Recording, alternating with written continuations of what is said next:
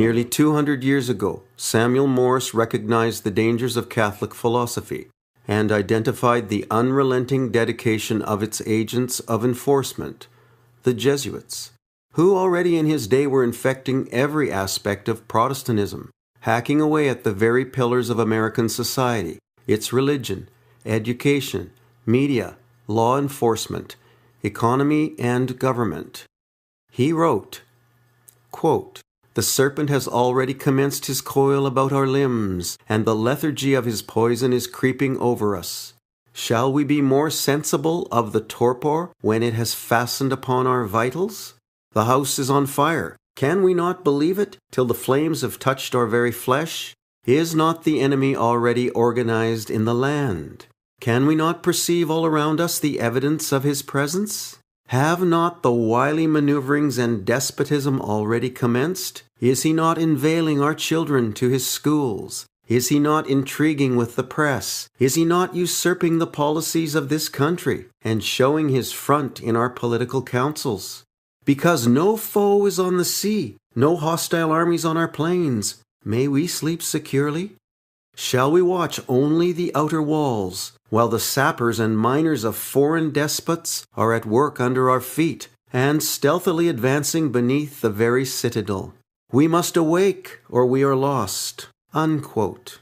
What would Samuel Morse say of today's American presidents, who after inauguration make it a priority to seek audience with the Pope of Rome? They humbly pilgrimage to the Vatican, where they bow before the very enemy of Protestantism and a once free America. And what would he say of the thousands of Catholic institutions and churches dotting the land?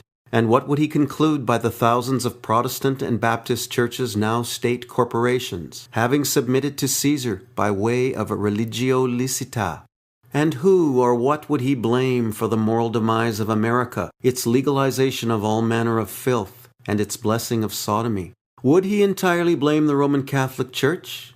I think not. He would say of Protestantism, "You saw the signs, you were warned, and you sat by silent and inactive, letting the enemy breach your walls, infect your institutions, educate your children, overrun your government, occupy your churches and seminaries, and destroy the foundation of your faith, replacing it with hundreds of books, impersonating Scripture and originating from the Vatican Library."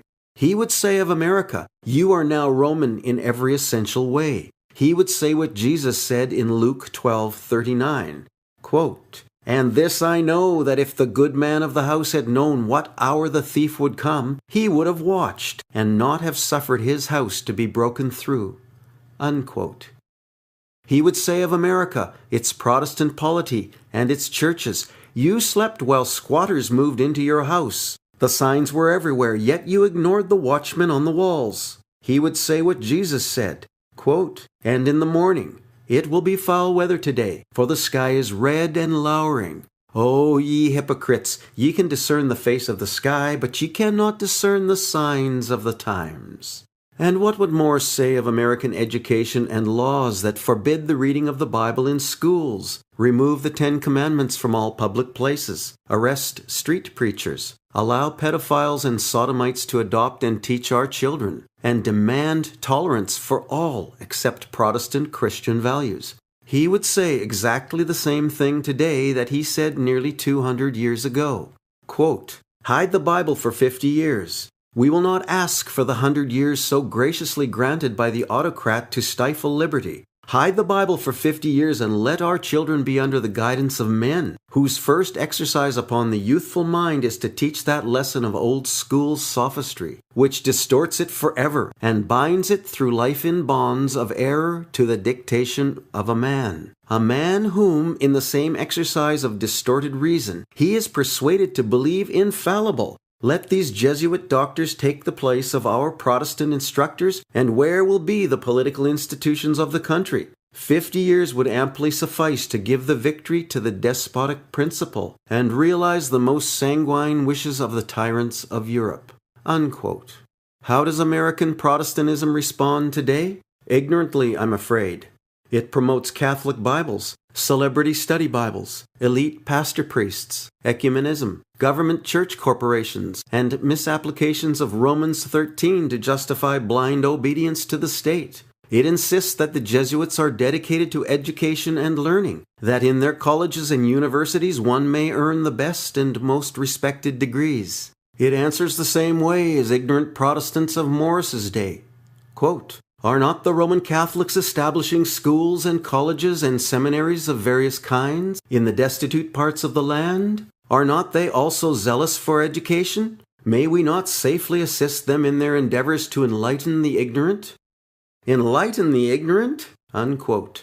Morse repeats his last phrase in amazement at the blindness of that superficial Protestant response. He points out that Roman Catholicism has never been interested in enlightening the ignorant. Rather, its history and track record is one of oppression and suppression wherever it has gone. He cites Spain, Portugal, Italy, Ireland, Mexico, South America, and Canada, where at the time he wrote, most citizens of those countries signed contracts with a mark, and very few could even write their names.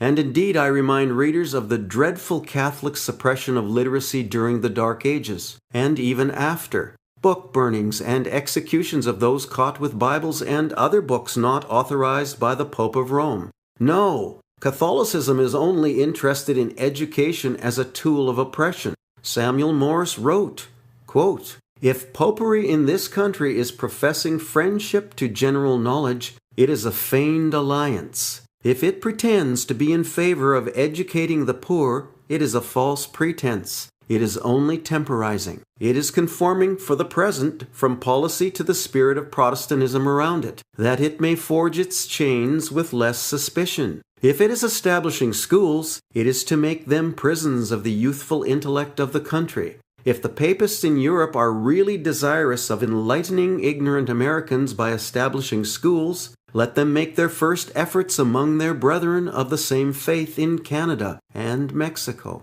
Thus we should be doubly alarmed today. In Morse's day, Rome already controlled much of mainstream media, and venues it didn't possess were afraid to speak out on matters that exposed the Catholic Church, the Jesuits, and the Pope.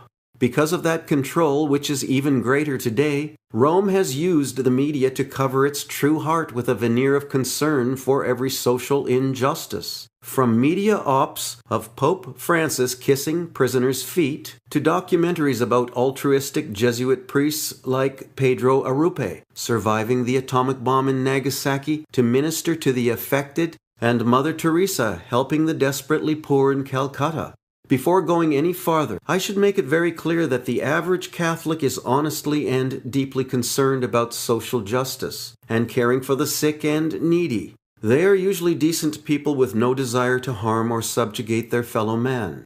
However, they are kept in the dark. Like any secret society, the Catholic hierarchy keeps those at the bottom of the pyramid ignorant of its true nature. Should Catholics acknowledge the signs and wake up to the truth about their church hierarchy, many would leave, and they have, priests included. Jesus said, "And ye shall know the truth, and the truth shall make you free." John chapter 8, verse 3.